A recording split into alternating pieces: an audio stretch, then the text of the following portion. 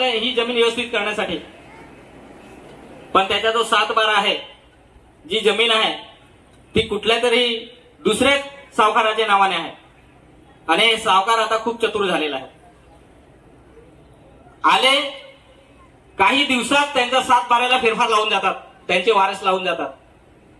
मागे काही वर्ष आपण बघितलं, हे सर्व लोक झोपलेले होते, पण अशी काय जादू झाली माहित नाही.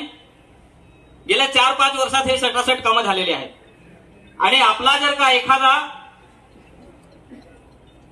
बांधव, आपला कॉम्रेड, आपला शेतकरी जर का मयत झाला आणि त्याचे जर का वारस लावायचे असतील, तर आजही मित्रांनो तहसीलच्या तलाठीच्या कार्यालयात आपल्याला 2-2 वर्ष, 1.5 वर्ष काढावी लागतात.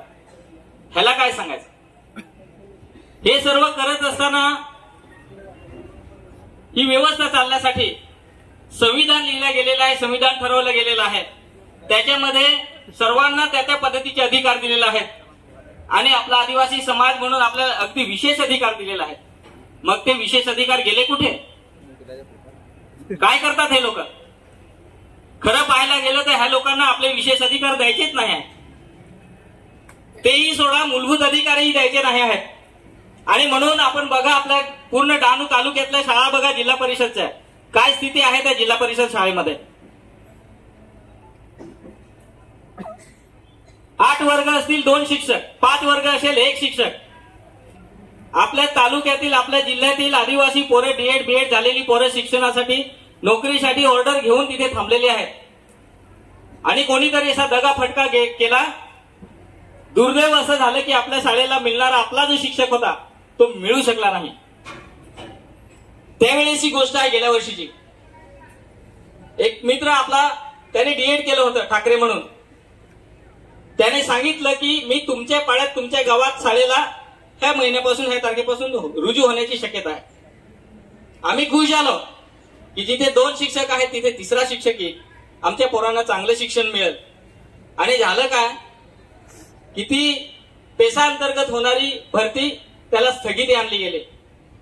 आणि आजही आपल्या सर्व शाळा पुरेसे शिक्षक नसल्या कारणाने तशाच पडलेल्या आहेत. आपली मुलं रोज जात आहेत शाळेत, त्यांना पुरेसे शिक्षण मिळत नाही, पुरेशा व्यवस्था मिळत नाही. त्याचा शेवटी परिणाम शिक्षणाच्या दर्जावर होत आहे. आपण सरळ बघतोय, ते नव्याने सांगण्याची गरज नाही. मात्र आपल्या पालघर सारख्या आदिवासी बहुल जिल्ह्याला विशेष अधिकार असताना, पेशा भरतीचा प्रावधान असताना त्याच्या अंतर्गत भरती केली जात नाही. हा विषय फक्त जो नोकरीला लागणार आहे एखादा व्यक्ती, त्याच्या पुरता मर्यादित नाही आहे. तर आपल्या संबंध समाजाला, संबंध जे आपण आहोत रहिवासी, त्यांना सर्वांना फटका बसणार आहे. मग तुम्ही आरोग्य खातं बघा, महसूल खातं बघा, शिक्षण खातं बघा, सगळीकडे गैरसोय दिसेल. आपण तलाठीकडे एखाद्या जातीच्या दाखल्याच्या, उत्पन्नाच्या दाखल्याचा प्रस्ताव घेऊन गेलो, तो तलाठी आठवडाभर, 15-15 दिवस सहीसाठी मिळत नाही आपल्याला, त्या ठिकाणी मिळत नाही.